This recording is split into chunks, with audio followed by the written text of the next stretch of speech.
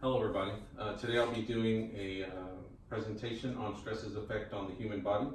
Stress is an ever-present danger in everyone's life. There's pretty much no way to avoid it. Its effect on your personal health can be disastrous. It's important to understand the different types of stress and how they affect your body and how they can affect your health.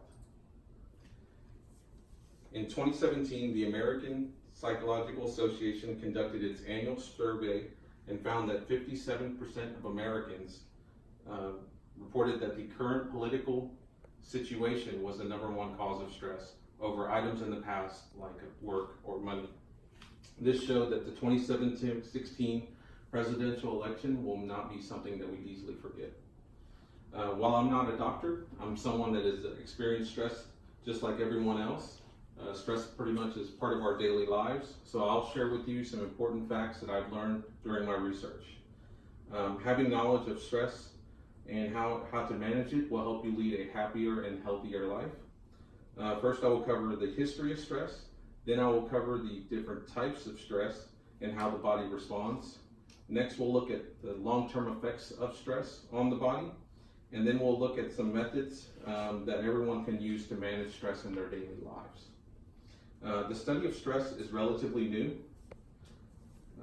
It was first studied and defined by Dr. Hans Selye and Indu Koreanis as the non-specific neuroendocrine response of the body.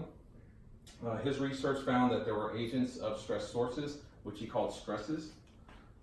And these stressors affected the body and triggered a response, which was called stress. Our bodies would release different hormones to cope with the different types of stress.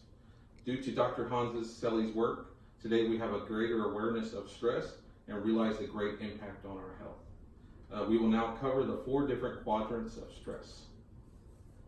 Strictly, stress management defined the quadrants as different combinations of chronic and acute durations combined with different eustress and distress states. The first quadrant is chronic eustress. This is where everybody should strive to be. This is our happiest state. The next quadrant is acute eustress. This is where you are when you receive great news or maybe even win a prize. Moving down to the lower sections, acute distress is the polar opposite. This is when you result of a horrible event or maybe when you're being attacked. The last quadrant is chronic distress. This is the most dangerous state and can result in illness. As you can see, stress is present in multiple states, and in some cases it can be good, and in other cases it can be bad. So now let's look further into how stress affects the body over the long term. Chronic distress results in health collapses like a pack of cards. Durain Lane found stress causes illnesses related to the adrenal glands, digestive system, blood sugar levels, thyroid glands, and immune system. Some examples of illnesses include depression, high blood pressure, strokes, or even heart attacks. There is almost no part of the body that is not affected from stress. Since we cannot rid ourselves entirely of stress, it is important to understand how we can manage our stress levels. In the book, Stress, 63 Ways to Relieve Tension and Stay Healthy, there are multiple tips to help you to learn how to deal with stress.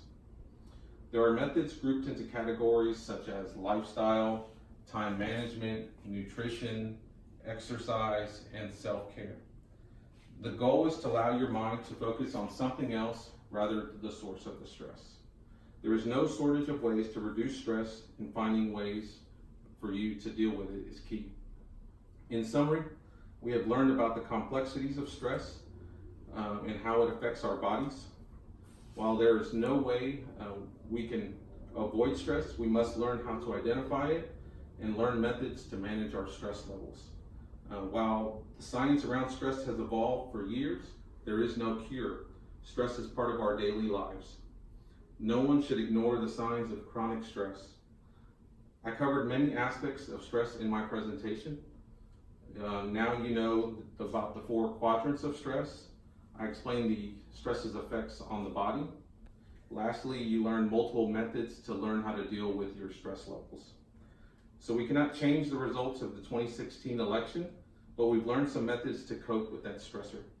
On the positive side, even though the future of our nation is the single largest stress source, its awareness and how our vote counts is a lesson we can benefit from.